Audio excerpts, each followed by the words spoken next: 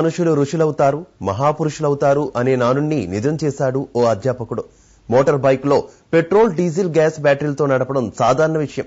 కానీ నీటితో motor bike ను నడుపుతూ ఇంధనాన్ని ఆదా చేయవచ్చంటున్నాడు ఆ సృష్టికర్త. తూర్పుగోదావరి జిల్లా అంబాజీపేట మండలం పుల్లేటికుర్రుకు చెందిన నెల్లూరి రామలింగేశ్వరరావు పుట్టింది మధ్యతరగతి కుటుంబం. చదివింది బిఏ. వృత్తి ఒక ప్రైవేట్ కళాశాలలో అధ్యాపకుడు. నిత్యం కళాశాలకు తన హీరో ప్లెజర్ బైక్ పై ప్రయాణించే అతడు ఇంధన వ్యయాన్ని తట్టుకోలేక ఈ భారాన్ని తగ్గించేందుకు వినూత్న ఆలోచన చేశాడు.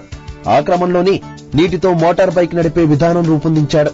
దివ్యాంగుడైన రామలింగేశ్వరరావుకి చిన్నతనం నుంచి ఎలక్ట్రానిక్ వస్తువులతో ప్రయోగాలు చేయడం అలవాటు.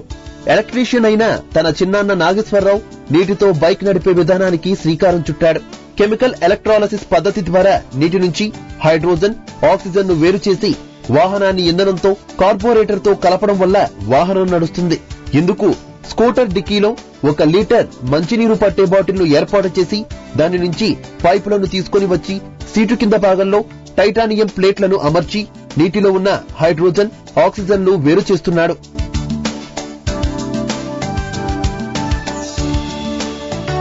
ఎయిర్ ఫిల్టర్ కు ఉండే గొట్టం ద్వారా కార్పొరేటర్ కు కలుపుతున్నారు. ఈ ప్రక్రియ వలన 50% ఇంధనం ఆదా అవుతుందని, దీనిని విజయవంతంగా నిర్వహిస్తున్నట్లు రామలింగేశ్వరరావు తెలిపారు. ఈ కిట్ ఏర్పాటు చేసుకోవడానికి బైక్ కు ఏ విధమైన మార్పులు చేయాల్సిన అవసరం లేదన్నారు.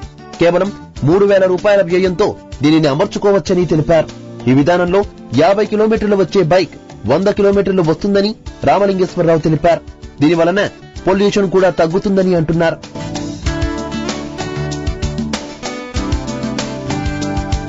వినూత్న ప్రయోగాలలో భాగంగా తన ఇంటికి సోలార్ ప్యానెల్ అమర్చి విద్యుత్ సమస్యను అధిగమించాడు.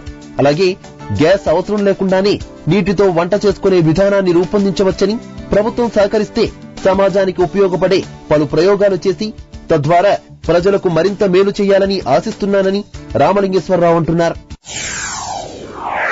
నేను ఒక మధ్యతరగతి కుటుంబానికి చెందినవాడిని. నాకు వచ్చిన ఆదాయంలో ఇంచుమించు సగం పైనే నేను ఈ ప్రయోగాలకి ఖర్చు పెడుతూ ఉన్నాను. నాకు ఈ ప్రభుత్వం సహాయం, ఆర్థిక విధంగాను వేరే విధంగా నాకు సహాయం అందించినట్లయితే, నా ప్రయోగాలకి సహాయం అందించినట్లయితే పూర్తి స్థాయిలో నీటితో వాహనాలన్నీ నడిచేటట్టు చేయగలనని విన్నవించుకుంటున్నాను.